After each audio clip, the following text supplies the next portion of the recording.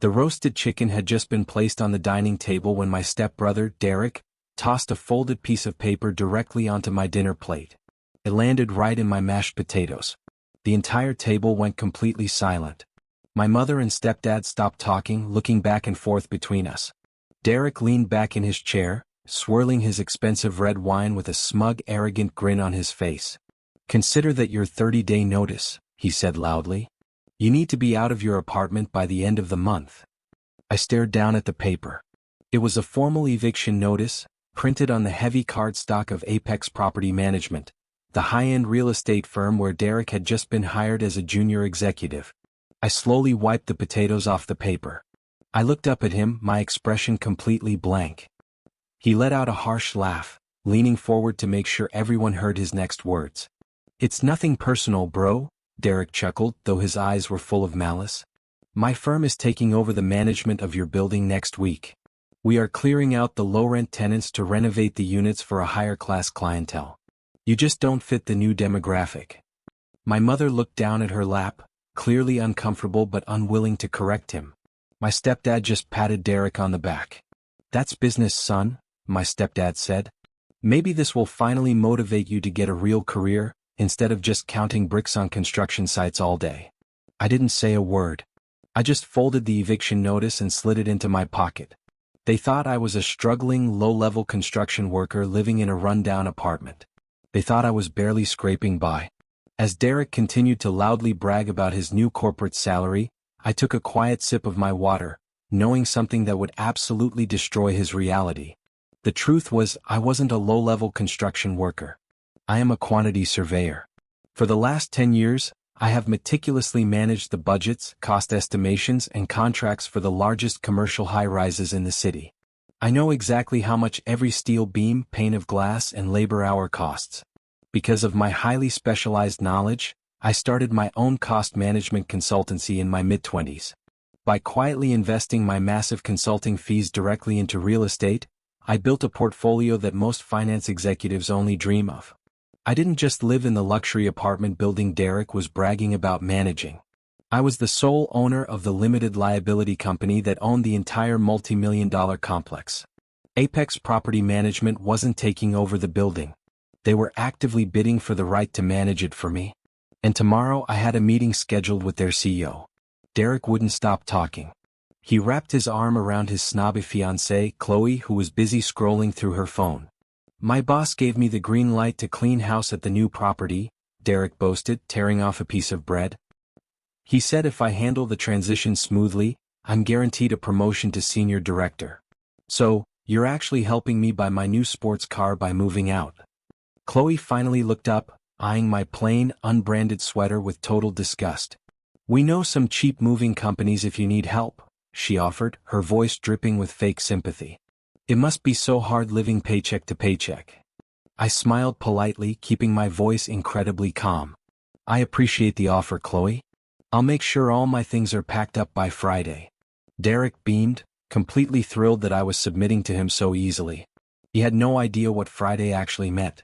Friday was the exact day Apex Property Management was scheduled to pitch their final management proposal to the anonymous owner of the building. My lawyer had set the entire thing up, shielding my name behind layers of corporate paperwork because I hated dealing with flashy real estate agents. I finished my dinner in total silence, letting Derek soak up the praises of my mother and stepdad. Before I left for the night, Derek stopped me at the front door. "Hey, make sure you scrub the floors before you leave the apartment," he smirked, adjusting his designer watch. "I'd hate to have to charge you a cleaning fee on top of kicking you out." I looked him dead in the eye, my face perfectly still. "Don't worry, Derek," I replied softly. "I have a feeling the building is going to be completely cleaned out by the end of the week." He laughed, completely missing the warning hidden in my words. The next morning, I sat in the top-floor office of my consultancy firm, spreading massive architectural blueprints across my desk. The floor-to-ceiling windows overlooked the exact luxury complex Derek thought he was kicking me out of. My phone buzzed. It was my lead attorney, Marcus. "Apex just sent over their final cost estimations for the property management contract," Marcus said through the speaker. "They are expecting you at their headquarters on Friday at noon to sign the paperwork." I opened the digital file Apex had sent over. Because I am a professional quantity surveyor, it took me exactly 4 minutes to realize their budget was a complete disaster. They were drastically overcharging for basic maintenance and padding their margins with illegal, hidden fees. "Tell them I'll be there on Friday," I told Marcus, a cold smile forming on my face. "But tell them the owner wants to meet the junior executive handling the tenant evictions." On Wednesday evening, I was in my apartment putting some old winter coats into a cardboard box for charity. Suddenly the front door swung open. Derek and Chloe walked right in without knocking, holding expensive coffees. Derek was wearing a sharp business suit, holding a clipboard like he owned the place. "Just doing a preliminary inspection," he announced loudly, walking across my hardwood floors with his dirty shoes. Chloe looked around my minimalist living room and wrinkled her nose. "Ugh, it smells like cheap cologne in here," she complained, fanning her face. "Apex is going to have to rip out all the carpets just to get the stench of failure out." I slowly taped the cardboard box shut, ignoring her insult. "Is your CEO aware that you are conducting unannounced inspections and early evictions?" I asked Derek calmly. "Usually, a management firm waits until the contract is actually signed before harassing the tenants." Derek laughed loudly, stepping right into my personal space. He poked me hard in the chest with his pen. "I don't need the ink to dry to know how this business works, brick counter," he sneered. "My CEO loves my initiative. I am the face of this new project. When the anonymous billionaire owner comes to our office on Friday, I am going to be the one shaking his hand. I run this building now." He turned around and kicked the cardboard box I had just packed. "Have your trash out by tomorrow night." He grabbed Chloe's hand and stormed out of the apartment, slamming the door behind them. I stood in the quiet room, my heart beating with a steady, calculated rhythm. I reached into my pocket and pulled out my phone. I had quietly recorded the entire interaction on voice memo. The trap was set perfectly. On Thursday night, the family group chat started blowing up. Derek was sending rapid-fire messages to my mother and stepdad. "Big day tomorrow. Meeting the billionaire owner of the complex at noon.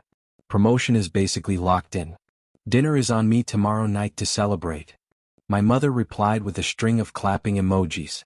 "We are so proud of you, honey. You are going to do amazing."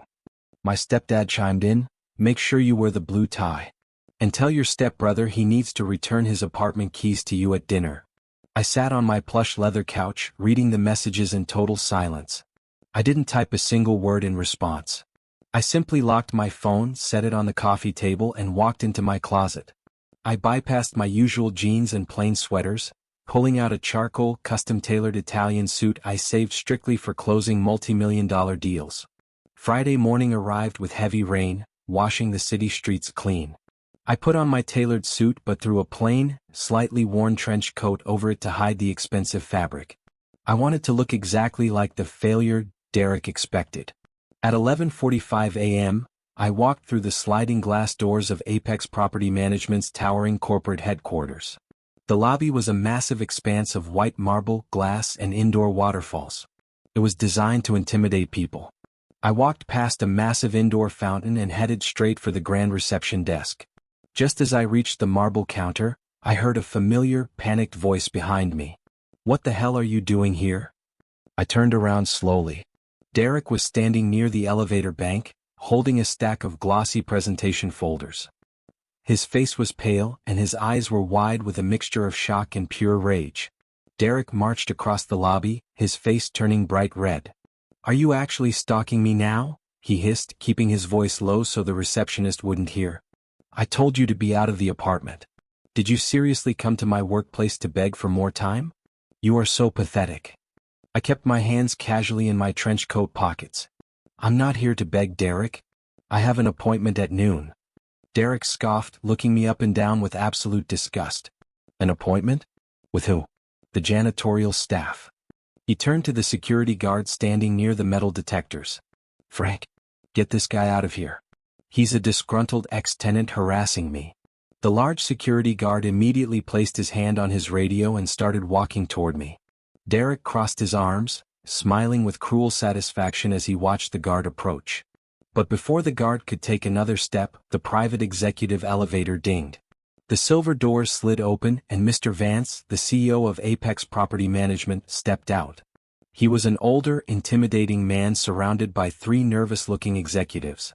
He scanned the lobby, his eyes locking onto me. Instantly, his stern face broke into a massive, welcoming smile. He practically sprinted across the marble floor, completely ignoring Derek. "Mr. Carter." Vance boomed, grabbing my hand and shaking it with immense respect. "It is an absolute honor to finally meet you in person. Thank you so much for coming down to our offices." Derek froze. The smug smile melted off his face instantly. The security guard quickly stepped backward, realizing he had almost assaulted the CEO's VIP guest. I smiled politely at Vance, slipping my plain trench coat off to reveal the flawless, custom-tailored charcoal suit underneath. "The pleasure is mine, Mr. Vance," I said smoothly. "Though I see you've already met my stepbrother." Vance looked at Derek, clearly confused by the connection. "Stepbrother? I had no idea you two were related." Vance clapped Derek on the shoulder. "Derek, why didn't you tell us your brother is the most brilliant quantity surveyor in the state, and the sole owner of the luxury complex we are trying to bid on?" The glossy presentation folders slipped out of Derek's hands, crashing onto the marble floor. His jaw actually dropped. He stared at me, his eyes darting frantically over my expensive suit, trying to process the impossible reality in front of him. I wasn't the failure. I was the billionaire owner he had been bragging about all week. "Owner?" Derek choked out, his voice barely a whisper. I looked right at him, my expression completely cold. "Yes, Derek," I said softly. "Now, I believe we have a management proposal to review. Shall we head up to the boardroom?" The walk to the top-floor boardroom was agonizingly silent. Derek was trailing behind us, physically trembling. When we entered the massive glass room, Vance gestured for me to take the large leather chair at the very head of the table. Derek was forced to sit at the far opposite end, sweating through his crisp, light blue dress shirt. He couldn't even look me in the eye. Vance opened a thick binder. "As you can see from our proposal, Mr. Carter, Apex is uniquely positioned to maximize the profitability of your building. Derek here has already drawn up a fantastic transition plan for the current tenants." I leaned forward, resting my elbows on the polished mahogany table. "Let's talk about your cost estimations first, Mr. Vance," I said, pulling out a red pen. "Because as a quantity surveyor, I find your numbers to be highly creative, to put it politely." For the next 20 minutes, I systematically destroyed their proposal. I pointed out inflated material costs, wildly inaccurate labor hours, and maintenance budgets that were padded by almost 40%. Because I knew the exact cost of every single pipe and wire in that building, they couldn't hide a single dime from me. Vance was sweating now, frantically taking notes and apologizing for the oversights of his accounting team. Derek sat perfectly still at the end of the table, looking like he was about to pass out. "But the real issue isn't the inflated budget, Mr. Vance," I said, closing the binder. I reached into my jacket pocket and pulled out the crumpled eviction notice Derek had thrown into my mashed potatoes. I slid it across the long table. It stopped right in front of the CEO. "The real issue is the severe lack of professionalism from your junior executives." Vance picked up the paper, his eyes scanning the bold text. He looked utterly confused. "This is a 30-day eviction notice, but we don't have the legal authority to issue these yet. The contract hasn't been signed." I pulled out my phone, connected it to the boardroom's Bluetooth speaker, and hit play on the voice memo. Derek's arrogant voice echoed clearly through the massive room. "I don't need the ink to dry to know how this business works, brick counter. My CEO loves my initiative. I run this building now." The silence that followed was deafening. Vance's face turned a deep, terrifying shade of purple. He realized instantly that his brand-new junior executive had been illegally harassing tenants and issuing fake legal documents, putting the entire $50 million management firm at risk of a massive, career-ending lawsuit. Slowly, the CEO turned his head to look down the table at Derek. "Are you out of your mind?" Vance screamed, his voice shaking the glass walls of the boardroom. "You forged company documents to settle a petty family grudge? You jeopardized our biggest account of the year so you could play pretend landlord." Derek threw his hands up, stammering uncontrollably. "Mr. Vance, please. I didn't know he owned it. I thought he was just a broke construction worker. I was trying to show initiative." I stood up slowly, buttoning my suit jacket. "I have zero tolerance for illegal practices or bullying on my properties," I told the CEO calmly. "I will not be signing this contract." I am taking my business to your direct competitors. Vance panicked. He stood up, knocking his chair over backward. Mr. Carter, please? This does not reflect our firm. Derek does not speak for Apex. He pointed a shaking finger at the end of the table. You are fired, Derek. Clear out your desk immediately. Derek looked like the floor had just dropped out from under him. Fired? He gasped, tears welling up in his eyes. You can't fire me. I'm getting married. I need this job. He practically scrambled out of his chair, running down the length of the table toward me. Bro, please. Tell him it was just a joke. Tell him we were just messing around. I looked at him with absolute pity. You wanted me out by Friday, Derek? I said softly. It looks like you're the one packing up today. I didn't wait for his response. I turned and walked out of the boardroom. As the heavy glass doors closed behind me, I heard Vance yelling for security.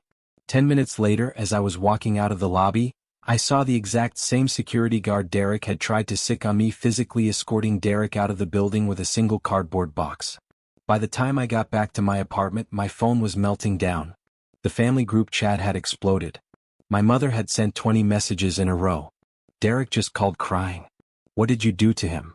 Why did they fire him? Then, 5 minutes later, after Derek had clearly confessed the truth about the building, her tone completely flipped. Honey, we had no idea you were so successful. We are so proud of you. Please call his boss and get him his job back. He's family. I read the text, feeling a deep sense of closure. They didn't love me, they only respected the money. I typed out a single, final message to the group chat. Business is business. Have him out of my building by Monday. I hit send, permanently left the group chat, and completely blocked both of their numbers from my phone. I made a fresh cup of coffee and walked over to my floor-to-ceiling windows, looking out over the city. Below me, the streets were busy with people rushing home, completely unaware of the empire I had quietly built from nothing but hard work and precise calculations. Later that afternoon, I signed a highly lucrative property management contract with a different, much more professional firm. I never heard from Derek or his snob fiancée again, though I imagine it is pretty difficult to buy a sports car when you are unemployed. In the end, I didn't need to yell or brag or belittle anyone at a dinner table to prove my worth. I learned that the loudest people in the room are usually the weakest. True power doesn't need an audience. It just waits quietly in the shadows, letting the numbers speak for themselves.